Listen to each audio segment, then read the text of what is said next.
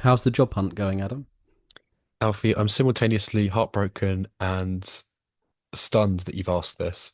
But I will say, in short, not very well. But my uncle said to me the other day, quite an inspiring thing. You know when someone says at the end of a sentence, "Oh, no pressure though," after putting a load of pressure on you. He Yeah, said, yeah, "Adam, now you're 21. You've reached that time in your life where I'm really excited. I'm more excited for what you do with your life than I am with mine. I know I'm not even 50 yet, but I just can't wait to watch your narrative. I can't wait to see where you go and what you achieve. It's so exciting. I envy how young you are." And I said, "Oh, okay. yeah. Cheers, Unc. Thanks." So The at the phrase moment, "I can't wait to watch your narrative" is phenomenal. right? I was like, "Do you like films then?" Because oh my God, I've got a podcast that you can listen to. Anyone there? Yeah, I'm recording a pod, man. Why are you purring at the door? Keep that in. That's great. Yeah, do like Jeff Goldblum purrs. Is that Hang on, come on then. Do you want to feature on the pod? Is this what this is about? Can you hear that? I think you might need just to get closer to the a mic. slight growl? Why have you got pajamas on? Because I'm just in pajamas. Well, they can't see me. It's a podcast. No, this one's gone on TikTok, mate. Shit. Is it? You can edit that. Yeah, we can. Yeah, I might keep in a bit of it though, just because you decided to do that. I Okay. think that'll be a good end to the cold open. What What are you doing here? are you doing in your pajamas? Yeah, but did you want anything? Because we're recording. Topic.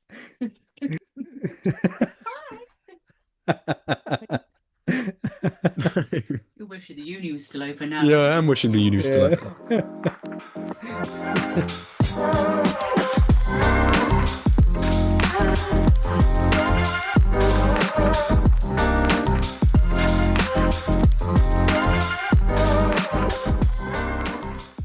Hello, and welcome back to Moving Up, episode 27 with your hosts, me, Adam Barlow, And myself, Alfie Walker. on crisp online mics over Zoom. Listen to us. Yeah, right. We've upgraded since the previous couple of Zoom episodes. We have upgraded our microphones and now we're sounding crisp Oh, and we're gonna we're overcoming the distance here. We're we are. currently 50 kilometers away from each other. So in-person episodes are gonna be a rarity now. Although not Yeah, gone forever, I will say that. yeah. But we're determined to keep it going. So here we are over Zoom. Mm. One of the advantages I will say is that we've both taken the liberty of having a drink. Um, I'm sat in my pajamas on my bed, holding the microphone, and I've seen off most of a glass of mint Of mint blended chocolate, Grogu. yeah, blended Grogu, mint chocolate milkshake flavored Bailey's liqueur. That is a mouthful. Yeah, Say that yeah. 5 times after having 5 glasses. I'll be on the floor. What have you got there? I'm just on a casual pint of Amstel. Is that is that a Um, glass that you've stolen as well? It looks like it is a. an all. It is a nice Amstel glass. Ooh, Cheers, Grandad. This, bless him. Big up your nan as well for cooking you dinner today. What did you have? yeah, right. We had like barbecue chicken steaks, with like salad and olives and Ooh, coleslaw and jacket potatoes. So nice snap. I little had jacket summery potatoes as dinner. well. I sort of had a quarter of what you said. I had jacket potatoes I just had and a potato. raw, just raw. Raw. Um, but we made a salad. We had some spring onions, some cucumber, tomatoes, lettuce, celery, Yeah, similar salad to me, croutons. to be honest. Oh, Croutons, yeah. nice. Nice little croutons. Yeah, it was I will nice and say we refreshing. are we are really living up to the British stereotype right now. We have both having jacket potatoes for dinner. Yeah, it was that old bangers and mash. A big roast chicken. Cool. Just just black pudding and bread. Black pudding and Guinness. I use the black pudding as a sort of stop so now I could spike my Guinness. That's what I do. I put it on top and it just sort of suctions to the glass. Imagining a real like vacuum seal noise and it fits perfectly into the top. The colours, they're like black, white, black. I call it the Oreo. It's brilliant. Don't knock it till you You know, try it. you You've got to drink wait the for the Guinness. Guinness to dissolve through the black Oh. pudding. Vile. What, what on earth are we reviewing today, Adam? Because honestly, not much. Well, it's quite fitting that you brought up Guinness because I'm reviewing a film all about a an Irish band called Kneecap, and it's a very exciting, critically well received biopic of this band's journey to fame in the last few years. And yeah, it was a screen unseen, and it was a very pleasant surprise to watch it last night. So I'm I'm excited to looking talk forward about to that. this. Yeah, yeah. I saw Screen Unseen post about it, and then I saw you say you saw it, and I was like, oh, okay, damn. Didn't have a clue what this was, but I'm excited to listen. I'm gonna be reviewing the finale of House of the Dragon. 8 episodes ago, I reviewed the first episode. The whole season is now done, 8 episodes, and I'm gonna be reviewing that and how three big shows over the past month or 2 months have had a real common theme, and that is called blue balling. Technical And term. I'm going to be talking about that. Okay, so yeah, a bit of a bit of a random one this week, but I think it's going to be an interesting one. I'm excited to hear what you say um about that show. Um, should we start with some news though? I'm really glad you think it's going to be interesting. Oh, hey, no, keep the intrigue for the listeners. They're on tenterhooks. There are tenor hooks. Go on, go for some news, Adam. Let's take it down. Okay, so let's start with some John Wick news. Your personal fave. I do love a bit of Keanu Reeves and I love a bit of John Wick. So this is Lionsgate is apparently, this is according to Deadline, Lionsgate is further expanding its John Wick universe with John Wick Under the High Table, an action series executive producer produced, sorry, by the billion-dollar film franchise's star Keanu Reeves and director Chad Stahelski. I think that's it. Stahelski. And yeah, Stahelski is also set to direct the pilot episode.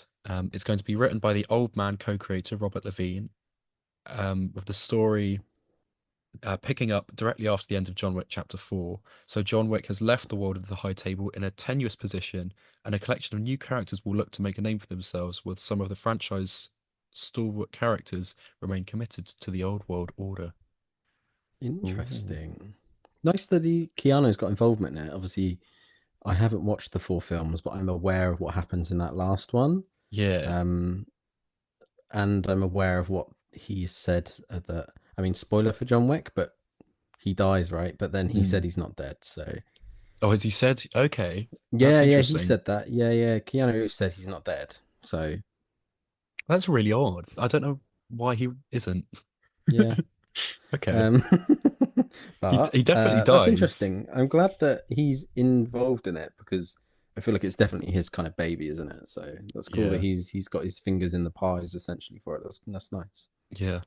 I never finished The Continental actually on Amazon Prime, but yeah, it was only 3 episodes. I've still got the last one to watch, but I will get around to it. And I don't know if people still want to hear a review for that, then I can um mention it on the pod. But yeah, I thought it was interesting for what it is, but I never was quite gripped by it, if I'm honest.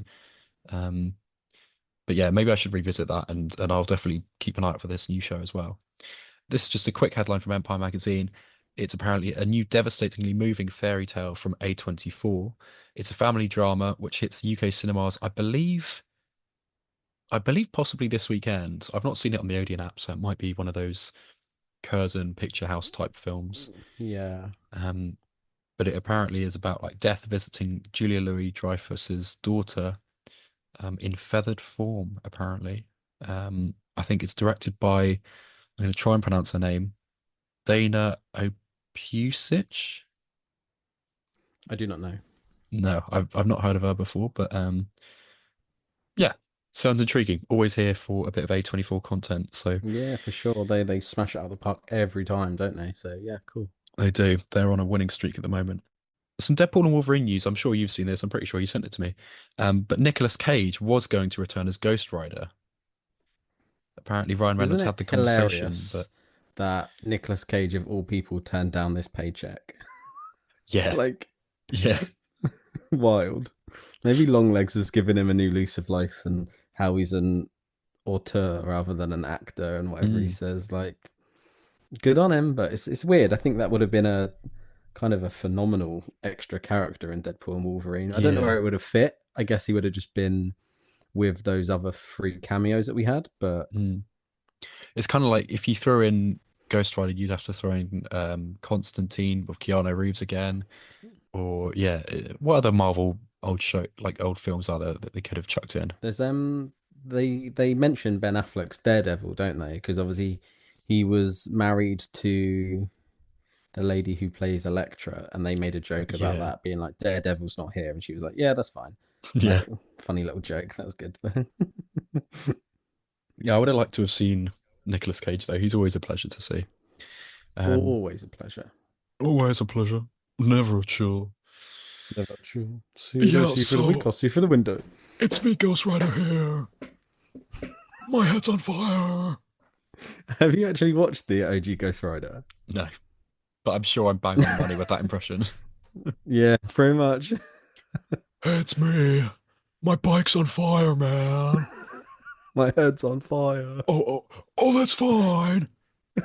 I just my Nick Cage impression is the same as Ross from Friends. Like, you know, when he goes like, oh, fine by me. It's the same impression. But there we are. Um, we're getting through these headlines. That's okay though. Two more. Um, Kate Blanchett. This is topical today. You had a student Yeah, write into the uni about Kate Blanchett being their hero. yeah, I did indeed. Well, Kate Blanchett is in a new trailer for an Apple TV For series. Tar 2. Yeah, for Tar 2. No, Tar 2. I'd watch. To Tar. Too tar. Too tar, too tourious. Yeah, that's it. But apparently she's Tar playing a to tar drift. Tar fast Tar.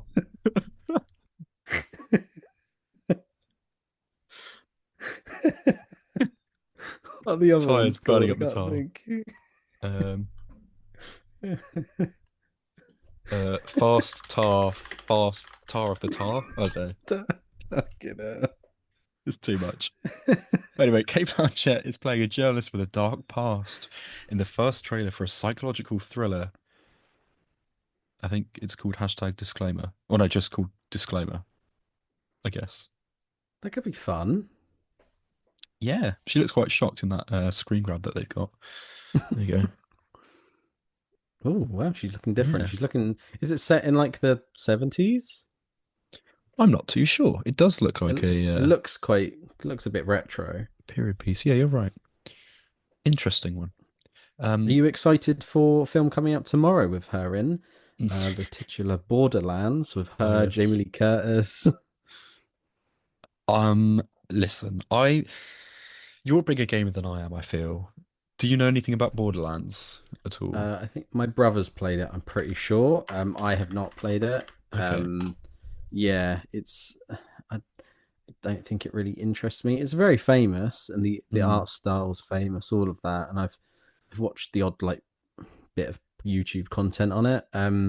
But yeah, I don't really know much about it, if I'm honest. mm. Fair enough. This will be sacrilege to say, but I do get those games mixed up, like Fallout. Yeah, Um, 100%. what's that? Like Metal Gear Solid. Same. Yeah, they all blend together for me, like just apocalyptic, quirky stuff. I don't know. Yeah. We'll end on this though. So this is less of a headline, just a funny observation that I found. So yesterday, Sony Pictures Entertainment released a new trailer for Paddington in Peru, right? But they titled it Paddington Official Teaser. So that confuses me because one, they've already done a trailer. So why would you put out a teaser after the main trailer? After, yeah, it goes the other way around, surely, doesn't And it? they've also just called it Paddington. And like the hashtag just says hashtag Paddington movie and hashtag Paddington. Nowhere does it mention that it's in Peru. I think the title card at the end says Paddington. So Very so odd. people in the comments are just going like, did they just forget the name of their own movie? And there's someone saying, "Oh, yeah, this is very you." I was like, "I'm sure Alfie commented this." Someone said, "Oh yes, my favorite film trilogy: Paddington, Paddington 2, and Paddington again." Ah, So, yes. and I screenshot at the perfect time where it says Paddington looking up on his head with a marmalade sandwich. But there's Well, that's proof for that's you. just a shot from the first film, so maybe it is just the first film Yeah, again. What the fuck? yeah, insane. Did you see with obviously all the horribleness going on in the UK at the moment? Mm. The Paddington official account tweeted like, perhaps it's just time for some kindness. And then Oh people were no. like, "You're from Peru, mate. They'd burn you." They were Oh, like, "They'd torture you, mate. Shut up. poor Paddington. You're literally an illegal immigrant, Paddington. Shut up." I don't know. Did we mention it when Elmo tweeted saying, "Hi guys, how is everyone?" And we were like depressed. Like I would have killed myself. it's what is it with us scarring our poor childhood characters? Anyway, there you go. There's the headlines. And should I also talk quickly? This time last week, I was living at large with the Pulp Kitchen boys, James and George. Right? Um, Big, tall boys. they are just as tall as I remember. So tall. They are so tall. Yeah, they did a quiz that we both attended back in November, I think. Yeah, Um, makes sense. and that was for their 100th episode. And this one, they just decided we'll do a couple quizzes in the middle of August. Oh, sorry, beginning of August, and get my calendar Yeah. right. And just to celebrate it because they had such a good time last time. So I went along, went with Jess, went with Josh, Josh Brooker, friend of the show. I don't know if I said, but they came up to me and like shook my hand and was like, "Oh my God, it's journalist Adam Barlow. How are you doing?" And No yeah, way. yeah, they probably knew my handle and like sort of in a jokey way. And probably like took the time, sort of chatted to them for about 10 minutes, I would say. Um, Probably a bit longer. But yeah, they came along, explained the rules of the game and such, asked us how we were doing, how far we'd traveled, because I think most people were there were like friends and family of theirs. Mm. And had just come from London or like an hour out. So it was only us that got coach up at 9:30 that morning and then just been sweating in the heat in London. It was a really muggy day. Yeah, properly sweltering. But it was a lovely time. We came out of 30 teams. I always get confused with the scoring of this stuff, but it wasn't fourth, but there were about three teams below that were tied, and we were in that Right. group. So you like came like joint fifth, basically. Okay, yeah, I Yeah, sort of I see. yeah, something Oh, like that. sick. Um, and we happened to be sat on a table across from Henry Calvert, TikTok's resident nerd from Yorkshire, from somewhere up north anyway. And also Daniel, the guy behind the movie Dweeb, was also there. And then something I didn't know because I didn't know her, but she won Chris MD's latest video where he's looking for a date. And she does like there's a TikTok video that's blown up from her from this YouTube video that Chris MD put out last week, um, where she's reciting part of J.R.R. Tolkien's like Elven language or something, or like Right. Rohirrim language or something. Yeah, And it's yeah. so geeky, and people have probably loved it. And she was on the table as well. Oh, sick. Um, That's so cool. yeah, so it's a really weird collision of famous people there, and me. So Another yeah, famous person, of course. another famous person. Yeah, gutted you couldn't join because I reckon with you on our team as well, if we were up to four, we would have won that thing. Yeah, not gonna lie, like I'm glad I'm so impressed that they came over to you and said like knew your handle on Instagram. That's like Yeah, really cute of them. Like yeah. clearly like you've emailed in enough and chatted to them enough and like that's so cool because it's not as if you do email into them and you do like reply to their tweet, like reply to their Instagram, stuff like that. But it's not like you're constantly there incessantly, and they have so Mm, many listeners. That's so cool that they were able to like, oh my god, it's Adam Barlow and it's journalist yeah, Adam Barlow. Like that's so cool. yeah. It was good fun. I got a selfie with them, which I'll put on the moving up story. Probably put a post up actually. But yeah, lovely time. Next time they have said that they'll definitely do another one. Or they want to just keep doing them, Yeah, absolutely. whenever We'll they do it can. because So it will be now it's just employment. It will be easier to the reason I couldn't go was I was moving house out of Bournemouth, which is ironically something you can't really avoid. So it was Mm, just a case of not being able to go. But now we're sort of back to normal. I'm settled somewhere. Next time they do one, we'll 100% go. I think it'll be great. yeah. Love to go again. It was a brilliant evening. One of the highlights for me was when they had a question about, they had a round rather, about MacGuffins.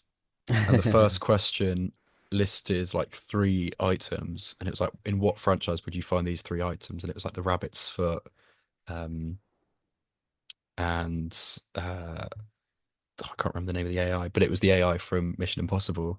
And I was Right. like, Okay. that's Cool. from Mission Impossible 1, that's from Mission Impossible 3, and that's from Dead Reckoning Part 1. Boom. Got it. Smashed it. So I was probably happy about that. Let's take a quick break and we'll be back with some reviews.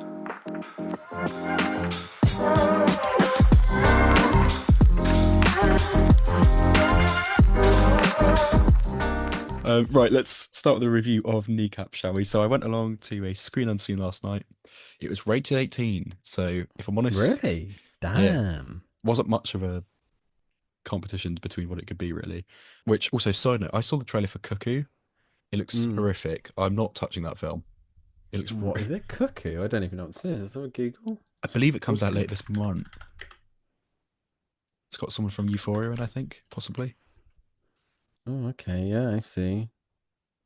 I've not heard of that once. So, Yeah, it looks really scary. Watch the trailer because I think you'd oh, find it okay. Yeah, I'll give interesting. it a watch. Um, yeah, went along to Kneecap. Went along with one of my dad's best mates actually, which was quite a coincidence. Sat in the recliner at the front, and you know what? With these screen unseens, they always get booked out, like properly booked out. I think because people have an inkling of what they think it might be. Even though And online then I've they seen don't some show people, up, right? yeah, yeah, this is Yeah. it, yes. And then yeah, you're right, because on the app it was booked out, but then I got there, I was meant to be sharing a recliner with someone, and there was meant to be a full recliner next on from that, and it was all free from me to the end of Mm. the aisle, so that was weird. But yeah, people online were saying about Kneecap, like, oh, it's about Irish patriotism and it's anti-British and stuff, and I'm not watching this, you know, rah, rah, rah. Um, but as is the world we live in, as we say, the UK is falling apart at the Yeah. moment. So a lot of hatred and stuff like that. So I think this film is coming out at a strange time, perhaps, if you want to look at it that way. But yeah, it's about this Irish band called Kneecap, whose whole thing is they're kind of initially it was two young guys who got into drugs and through various means kind of life didn't really work out for them, but they had a love for speaking the native Irish language, which is for all intents and purposes somewhat sort of dropped out of common education and stuff, you know, because of the British takeover of Northern Ireland and such, that aftermath of the Troubles, etc. They're based in Belfast, these two guys, and I don't know how much of it is a true story, although the three characters are played by the actual people in real life, which I Hmm. found to be quite cool.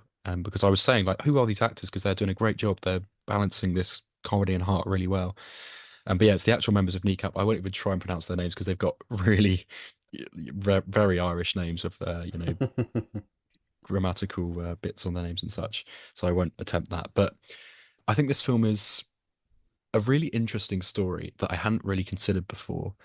It's very patriotic about Ireland, and I love that country so much. So I had a great time with it. I think the cinematography is doing a lot of interesting stuff.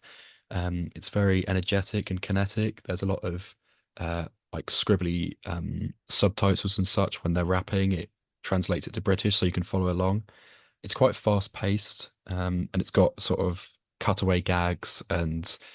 um, and running jokes. There's a lot of drug usage in it, which is probably why it's bumped up to an 18. There's a bit of nudity in it, but it's nothing mental. Yeah.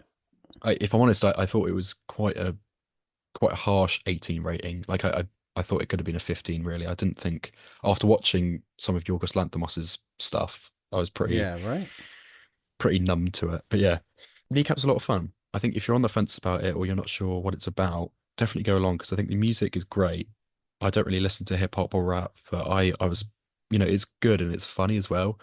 Because Hmm. it's kind of satirical, but it's it's also part of this campaign to to get this Irish native language back into common use, really. And again, I don't know how much of it is a true story, but I found it to be really interesting and just a lot of fun. I think, as I say, cinematography is very inventive, music hits, and yeah, it's really well acted. It's very funny. I would say every minute, every 2 minutes, there's a joke that will probably make you laugh out loud. I think especially if you've got Irish family members or so, something like that. If you've got a stronger connection to the country, then it might work even better. I was properly impressed with it. I wasn't sure what to expect. I knew I liked the trailer. I remember seeing it a couple of months ago now, but I had a good time. I had a very nice time. One of the better screen unscenes that I've been to as well. Nice. Yeah. That's quite a surprise, right? Because did you know about the band, the group beforehand, or No, I was trying to work out earlier when they first came onto the scene. I think it's only been in the last, certainly in the last 10 years, but it might have been even more recently than that because they had a clip of Prince William doing a speech about this parliamentary bill that they were trying to push through to like because they initially banned this language, which is why it fell out of use. Mhm. Um, and it became very politically charged. It was like if you're using this language, then the police are going to find you and they're going to get translators in to, get you and find you out and arrest you for whatever you've been doing. Um, so yeah, it was an interesting side to the Troubles that I hadn't thought of or considered, and it's really well presented. I thought. Put it this way: if the band were to do a gig in Bournemouth in the next month, I don't know why they would, but if they were, I'd be there. I'd get a ticket. Be there. That's Um, cool. Yeah. yeah, it makes you feel inspired to be creative and use your unique talents and champion your heritage and such. And I think a message like that is quite nice in this current political environment, I would say. Yeah, 100%. Let me just find out when it comes out I'm because I will recommend it. I totally agree with that because I think the obviously we've got the Olympics going on right now, and so the news is just two things. It's either right-wing riots all over the country, or Team GB are doing really well at the Olympics, and it's just like such a juxtaposition where you've got like lots of black and immigrant athletes all competing really well, and like that's in a similar way where it like the Olympics are making you feel like, yeah, I'd love to do something like that. I'd love to like champion a talent for your heritage and that kind of thing. And it sounds cool. It's a weird bit of synergy, I think, with you saying about this film having a with a similar vibe with like Ireland and that. It's really interesting. Absolutely. It comes out on the 23rd of August in the UK, but I believe it is already out in Ireland when this episode comes out. Go and check it out if you haven't heard of it. Would recommend it.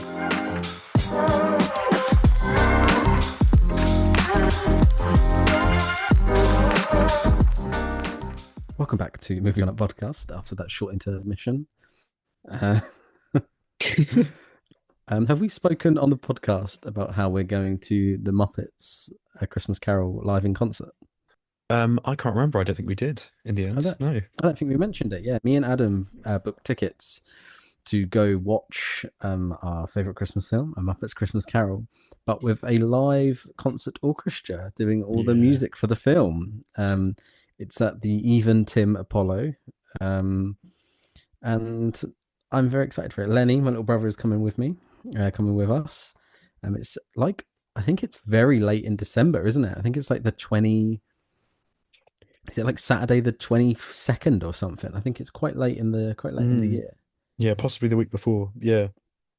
Oh, it's gonna be Yeah, so but good. I can't wait. I'm excited, man. What a cool! You found it and you sent me them, and I was like, oh, I wish I could go to that, but dude, I don't have the money. And then, the next day, my money for the plane being cancelled came in, and there was like 250 quid in my bank. I was like, oh, Yes. perfect, absolutely perfect. And then went and booked it. But that's definitely something to look forward to. I'm so excited for that. Absolutely. It's gonna be great. Let's hear a review from you. Yeah, Bit of House of the Dragon, House of season the two. Dragon. Season two. So I mentioned it briefly before. This is the Game of Thrones spin off set like 200 years before Game of Thrones. sort of doing a deep dive in history of the whole Targaryen lineage, that kind of thing. Um, and this is season two, and this is 8 episodes instead of 10 this season. So we had 8 episodes, and I'm gonna do a quick review for it. There's not much to say without spoiling, so I won't go into it. But I do want to talk about, and Adam can chime in after, about how the TV shows this month have been insane. What was coming out? Like, oh damn, we got The Bear season three, we got The Acolyte, we got House of the Dragon, we got The Boys season four, and all of them have been quite a disappointment. Mm. It's a bit odd, but yeah. Start off. I'll talk about House of the Dragon. So, yeah, it was the finale. It was an hour and a bit, so a lovely long episode, unlike the Acolyte. Yeah. And what I will say is, I was impressed. I did like it. It didn't have any big battle scene. It didn't have any huge action. There was a lot of talking, a lot of politics. There were some funny moments, and it kept it going for the full runtime. But it really, really hyped up the next season. Um, my God, did it do a good job at like the final 5 minutes was just some great music by I can't remember the name. I think it's Ramin Djawadi who does the all the Thrones music. Um, and they integrate all these different houses themes, they integrate all this like cool music, and they show the whole entire continent marching to war basically. And my God, it is the most hype up you're ever for a next season. Downside is got to wait 2 years for the next season, which is a killer amount of time. But my God, did it like make me on the edge of my seat, and I was it's just so pumped for this next season. But yeah, unfortunately, it's so long away. Luckily, it's all been greenlit, so it's definitely happening. But I will say there was the previous season was ended with sort of a big moment, and it was like, oh damn, this is going to kick off now. And then we sort of spent the past 8 episodes doing not much. Stuff happened. There were some great episodes. There were some great dragon fights, which is what everyone's here for. It's called Dance of the Dragons in the book. Like it's seeing dragons fight and kill each other and eat people, and we got a bit of that. But for 8 episodes, we really ended up in the same spot as where we started. Which yeah, coming on to is quite a common theme this month with the Acolyte and even the Bear season three. So it was a bit odd, I think. It's just something to bring up, quite notable that yeah, all these shows. I remember seeing someone made like one of those discussing film Twitters, like saying we've got all these great shows coming this June, July, August. And we've got the Acolyte, we've got the Boys, we've got the Bear, we've got House of the Dragon, and then all of them left us a little bit wanting, in my opinion. The only one you've seen there is the Acolyte, right? Yes, at time of recording, yeah. Oh, man, it's a difficult one because if it's not a limited series, I can somewhat forgive them for hyping you up for another season, right? Like, I'm not saying Mm. every series, I don't think you are either, but not every series needs to have that big, battle at the end. It's fine to keep that and have an overall, multi-series story. I'd argue most series do that, in fact.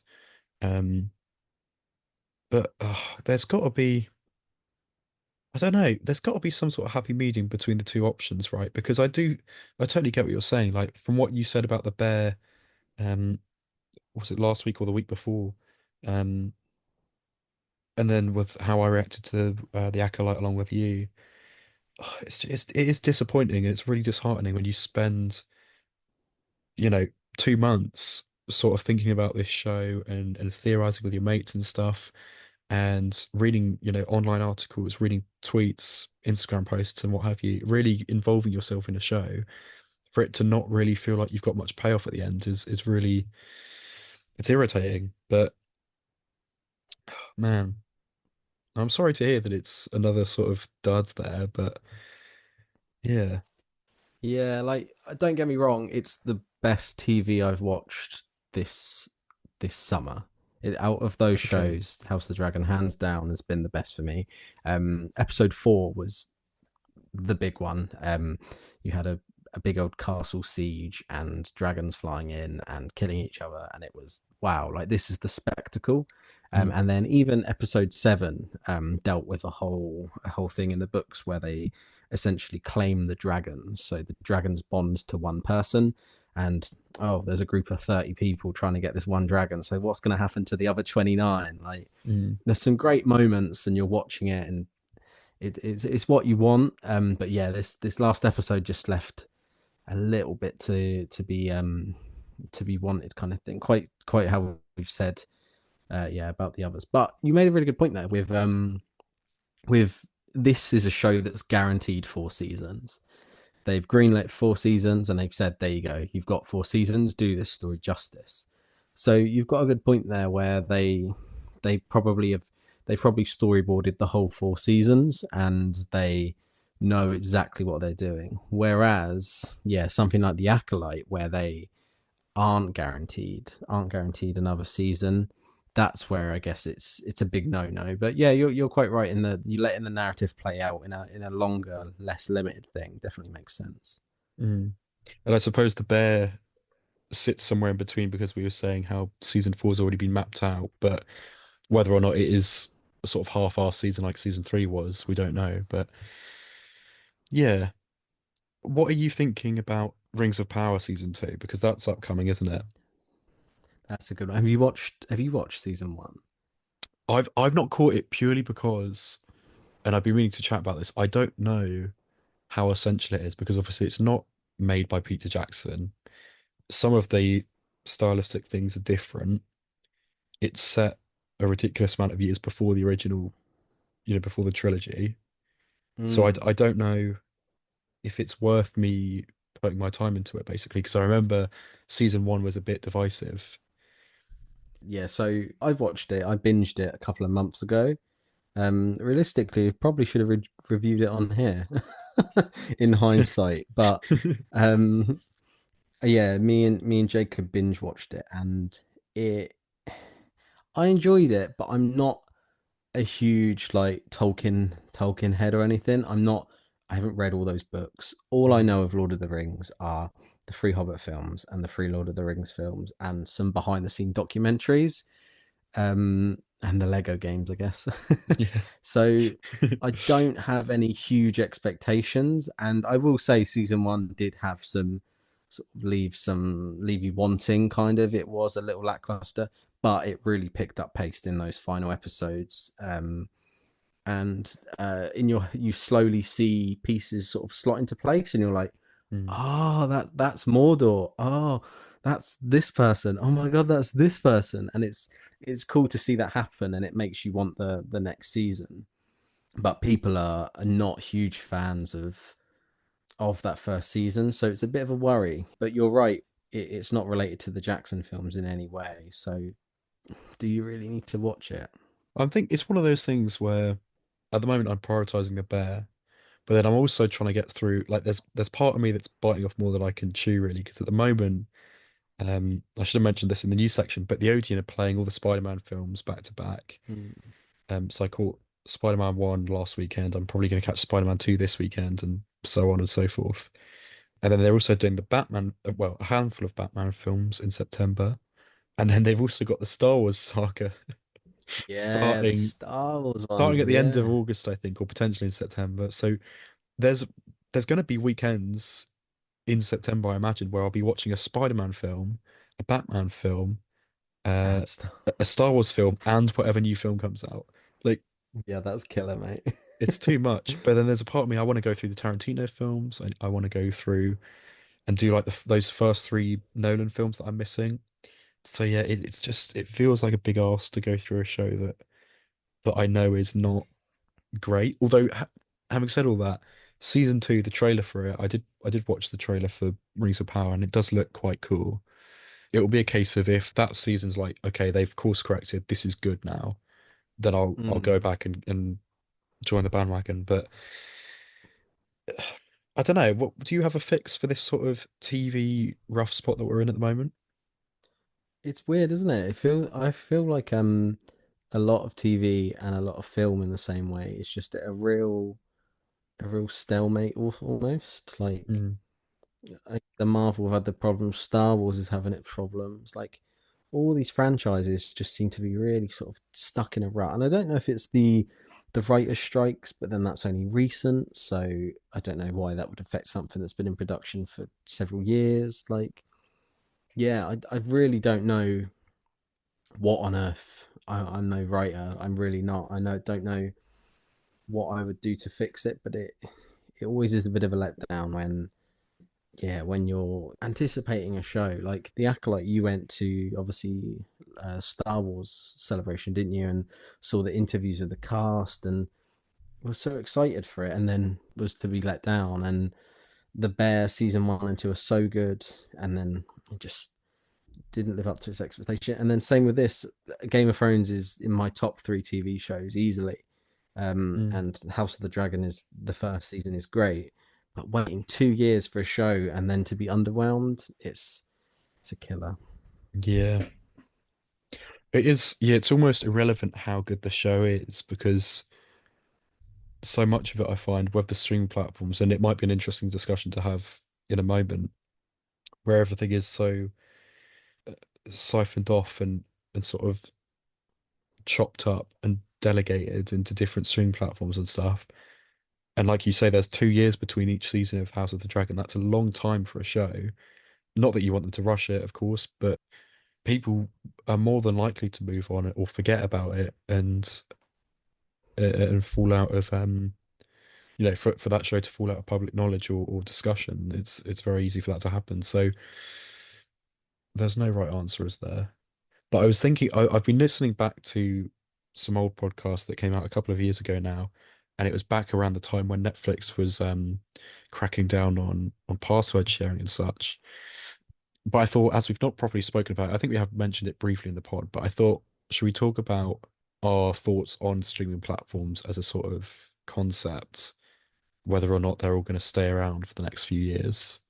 Because It's really interesting. Yeah, I think some of them might go, and I'm kind of glad about that fact because it's getting too much. it's too much, isn't it? Isn't it crazy that like you can theoretically you could be subscribed to Prime, Disney, Netflix, um, and then in the US you can also subscribe to Max. That's like 60 quid already without Yeah. a standard TV license or cable package like BBC, that kind of stuff.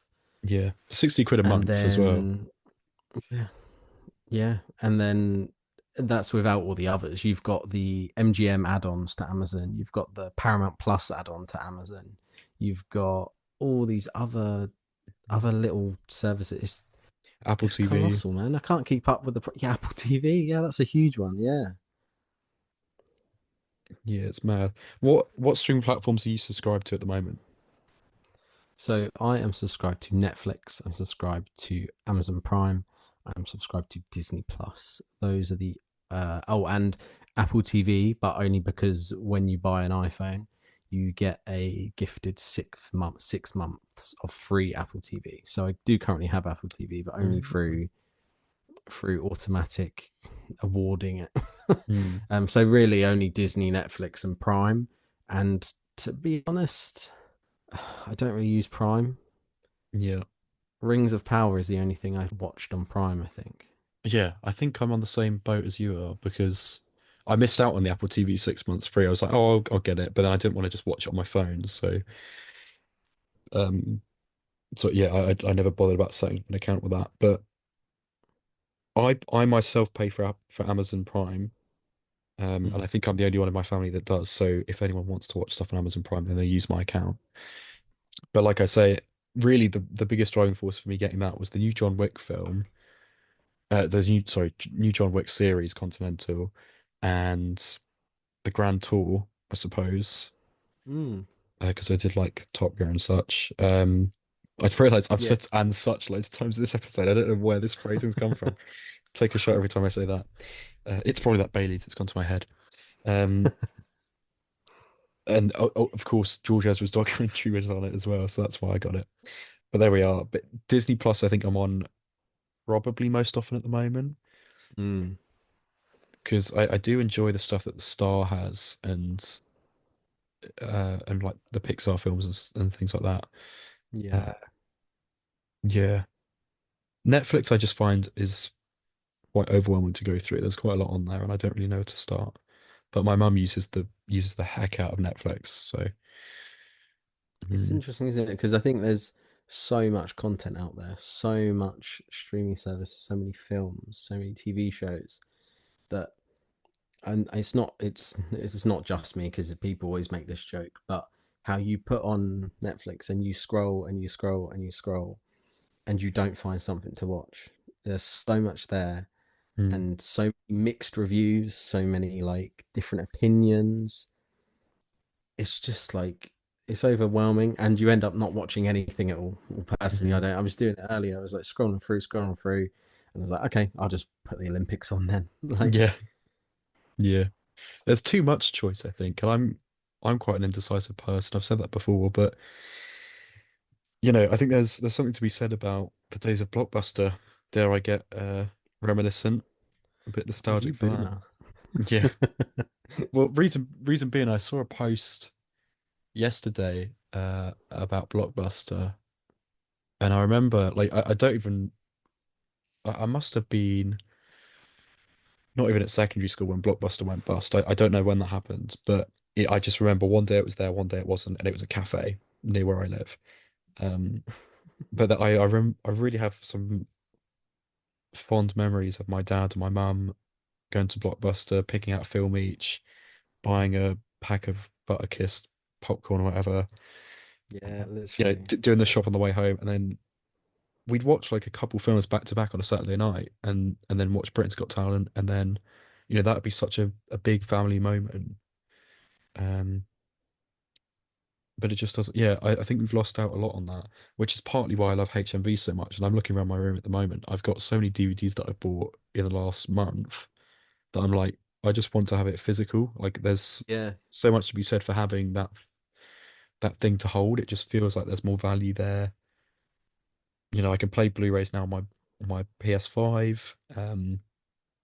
I got the Italian Job with our good friend Mr. Kane, who might pop in later.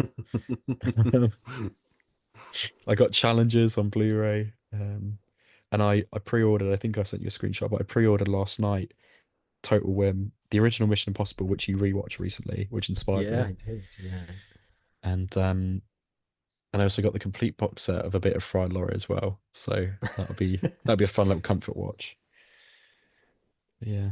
You're right though. Like the physical media thing is scary because I mean, when I have somewhere to call home properly, I will have a bookcase and I will have all of my favorite films and favorite TV shows on Blu-ray. I want to own them because you're right. A physical thing has nothing on a digital thing on a streaming that you could lose one day or you can not watch one day. Like, yeah, it's the Blockbuster thing's funny because I have the same memory. I remember like going there on a Friday and being allowed to like pick out a film, and also they used to do like PlayStation 2 games as well. And I remember being able to pick out a film and pick out a PS2 game and like go home and play it and watch the films and stuff. It's just such a like a core memory with Riley with her core memories and Mm, Inside Out. Like they are for totally. sure one of my core memories would be going to Blockbuster. It's yeah, physical media, man. It's funny, isn't it? It's just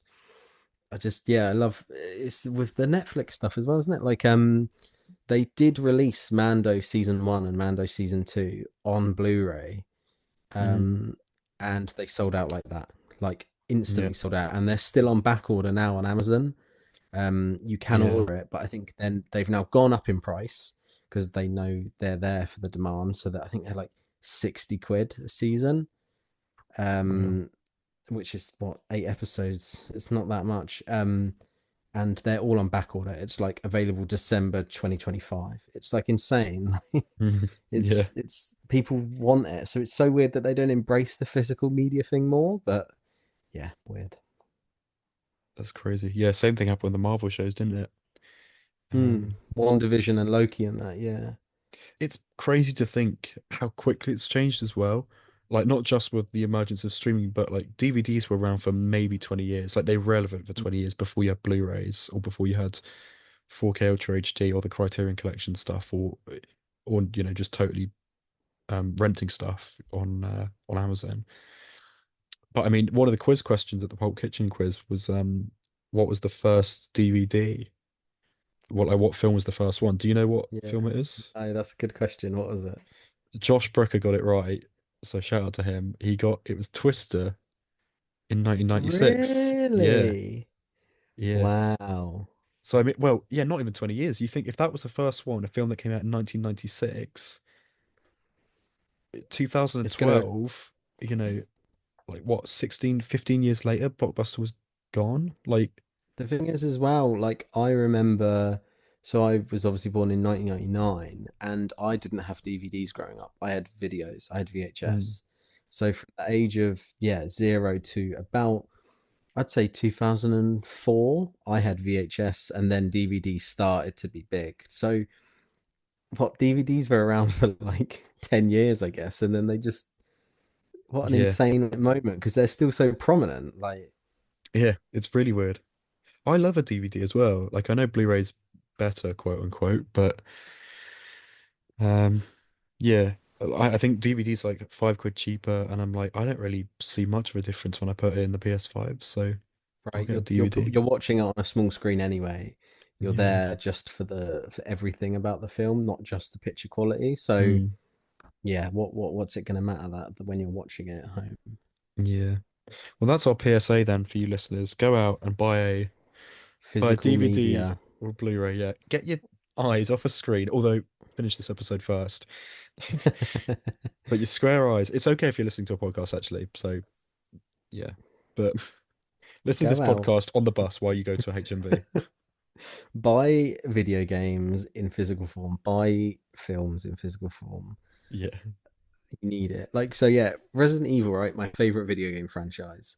You cannot play one, two, or three at all now because Wow. they were released on PlayStation 1 and then Sony have never re released them.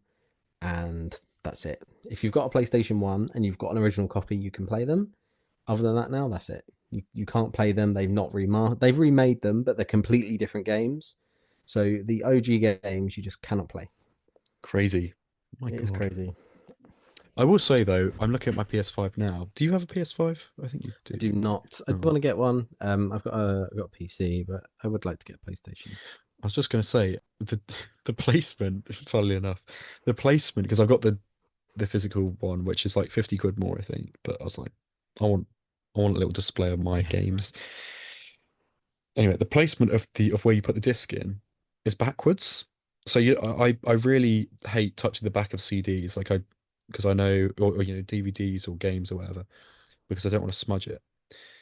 The way that the angle that you put it in, you've got less room to hold the picture side than you do the other side, if that makes sense. interesting. Yeah, I So see. it's Yeah, they've put it on the wrong side of the machine, and I've not heard anyone else complain about this, but for me it's such an obvious design flaw in the PS5. I'm like, you've yeah. got one job. That should be the other way around. Or you should be able to put the disc in the other way around, but Yeah, there we are. It's very daft. we do sound Um like boomers. I will yeah, say that. we do. Speaking of boomers, should we head over to Kane's Corner? I think I can hear him at the door.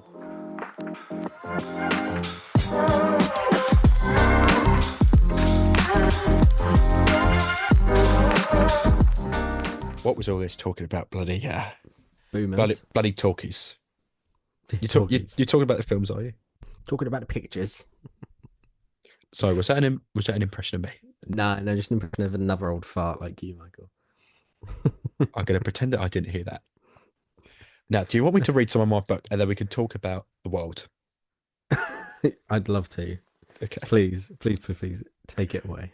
This is quite a topical book reading actually because I heard that Adam Barlow had just bought The Italian Job on bloody DVD, They, which is how God intended. So here's a bit of a book page that I wrote myself all about. Well, with a loose connection. I scream and shout when you hear it. And on the seventh day, God made DVDs. Yeah, that's the Bible for you. Put it another way. Don't blow up the whole car. No one needs that. You're only supposed to blow the bloody doors off. Hooray! He got there eventually. As in life, quite how small you make it will depend on the setup. In the movies, there are master shots or long shots, medium shots, and close ups. The closer to the camera, the smaller your performance needs to be. The same in life. You can afford to be a bit bigger when you're addressing a room full of people, but the general point still applies. You will have to, you will have more impact if you pare things back. Your reactions, your presentation, your interventions. Avoid being loud or grandiose or verbose. Remember how devastating and impeccable one perfectly nuanced inflection or expression can be. People can interpret and infer more than we realise without us needing to over stress. Stay interesting and stay real. You're welcome. Peace out, mic drop. Stay interesting and stay real. Boom. Subscribe to my channel and don't forget to smash that notification bell. Don't go forget. changing. I'm so glad we finally got to the titular moment of blowing the bloody doors off in that book. I was wondering when it would come up. Every other page. I've just been avoiding it deliberately. Every chapter is just called blowing the bloody doors off one, blowing the bloody doors off two. Blowing the bloody doors off. Blowing the bloody doors off again. Blowing the bloody doors off. Blowing the already blown off doors again. I'll blow your bloody doors off next. Blow my doors off, Mrs. Miggins. Oh, thank you, Mike. Thank you for that. Oh, God, sorry about that. I just got incapacitated by some. I think someone just put some bloody. What's that fabric that they put into your nose in those Mission Impossible films? What's that called? Rehypnol. Yeah, something like that. That's really. Someone I just think put. Michael thinks he's in an action film still. God, that's really weird. Sorry, I just got knocked out. Did anything happen while I was gone? No, nothing at all. Just Michael popped in and blew his own bloody doors off. When he got to the title of the page. Oh God, that Mr. Kane is a boy, isn't he? Boy. An old boy. Old boy, old boy. What an interesting episode, Adam. We went from what did we start? We went from a really obscure film about an Irish rap group called Kneecap to talking about the state of physical media and Yeah. the current streaming services. I don't know what you're going to title this one. Buy a Because DVD or I'll kneecap you. that's quite good, to be honest. Yeah, write that down. Because let's be honest, this is not getting any search SEO hits, no matter what you title it. So this one's for the hardcore It'll get fans. flagged for violence if I call it kneecap. Yeah. Buy Criterion Collection now or I'll kneecap you. Oh dear. I mean, we're going to talk about Pixar, but that's one for another day. I think we've been going for about an hour anyway, haven't we? Yeah. Yeah, Like, yeah. my God. I've had a I'm lot quite of fun impressed with this that. week. I enjoyed we had that little chat though, to be honest. I think that was a nice little one. Yeah, it's cathartic. Do we know what's out next week? So there's a fair amount this week. There's Borderlands tomorrow, there's Trap, and there's It Ends With Us. Okay, cool. I've heard Trap's bad, but I might go see it. Okay. Only because Emma Shyamalan is charming. He is, yeah. And I presume you're going to go see Borderlands? Yeah, I might. Yeah. If I've got fuck all else to do, then maybe. But no, it looks colourful. Jack Black's in it, so it might be quite good. And Kate Blanchett. Kate Blanchett, of course. My And hero. oh, Jamie Lee Curtis. Jamie Lee Curtis, yeah. What a stacked cast for a weird ass film. Yeah, it is a weird one, isn't it? And Kevin Hart, isn't he? He's in there. Strange movie. Um, Listeners, this is a CTA call to action for you guys. Please send in any questions you have that we'll answer on the podcast, and also any suggestions for some evergreen editorial topics. That'd be brilliant because I think we need a backup for weeks like this. We did some earlier in the lifespan of moving up, but We've kind of um, exhausted that bank, haven't we, if I'm honest? yeah. To be honest, though, I do have one email from a Lenny Lee Walker. How about Oh, that? go on. Let's So hear him. Let's hear him. let's just get up his email. He sent it a little while ago, and I missed it, so my bad. We promise if you send an email, we won't miss it. He said, "Hey guys, as you know, I'm a big fan of the pod, and thought I would give some ideas, maybe for what you could do for episodes. Just what you said, Oh, Adam. So brilliant. how about Okay. that?" He said, "Could you review more silly films, like when you reviewed Despicable Me 4?" Lenny went and saw Despicable Me 4, and the first thing he said to me was, "Adam was right. It's so meh." Yeah, yeah, thank you. You know, it's weird that you called Despicable Me for a silly film. I think that's high art, but to each their own. um, and then oh, there you go. He said you could do a review of the Jurassic Park franchise. We Yes. haven't done that. That's on our We've list. mentioned We've this, done haven't we? Yeah. Marvel, we've done Star Wars, we've done Ghostbusters, we've done Lord of the Rings, but we haven't Mm, done. I think that's our calling. yeah. And then he said, "Can we please carry on adding people to the cabinet of the the cabinet of curiosities, and the Playlists. impressions Oh, yeah. repertoire? He liked those, so maybe we'll have to bring those back." If I'm honest, Lenny, full disclosure, it grew beyond our control, that segment. Um, it We had became about 30 people on it, and we it, didn't even know what was be- going on. we need that. We've actually given ourselves so much work with that one because we need to go back and properly plot out what's going on. But we will. If I've just got a Canva template, like a Canva project with all these badly photoshopped images on in some random order, which I now can't access because I don't have Canva Premium oh, anymore. no, can you not even So like look at it from afar or anything? no, I can look at it from afar, but I Just have can't to like touch squint. it Oh or no. add anyone else to it. So, but no, I promise you, Lenny, along with our rebrand, which is coming. Yeah. Send me the photos. Yeah, Just we did a plonker. photo shoot. We did a photo shoot, guys, and honestly, some of them are quite sick. So we're gonna do a rebrand. We're gonna bring back these segments.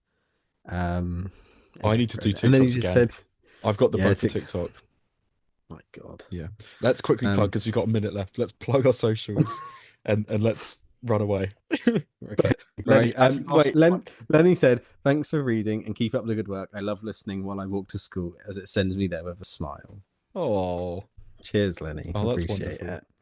Big love. Bless him. Um, Well, if you want to get in touch with the show, just like Lenny did, you can do so. Our email is movionuppod@gmail.com. You can get in contact on Instagram. Our handle is at movionuppod, or TikTok. Our handle is at movionup. Slay them, great work. As we said, please keep tuned into those social media channels, and give us an email in, a call to action, give us some ideas, that kind of thing. Yeah. And yeah, keep your eyes peeled because we will be actually rebranding. I know we've said it since episode 10, but Yeah. we actually have taken the photos now, so we're ready and raring. We've got a couple new listeners recently. I've noticed the numbers go up, which is nice. So thank you very much if you're new around here. Um, if you've got friends, family, take their phones, follow Moving Up on their Spotify accounts, and yeah, we'll grow this thing together. Please, we're hoping to just. The reason we're rebranding is just to go onwards and upwards. So yeah, we're hoping that we can hopefully just get a little consistent audience and carry on doing this, so that it makes it worthwhile. That kind of thing. Yeah. But thank you very much for your support, as always, and we'll be back with another episode very soon. See you next week. Bye bye.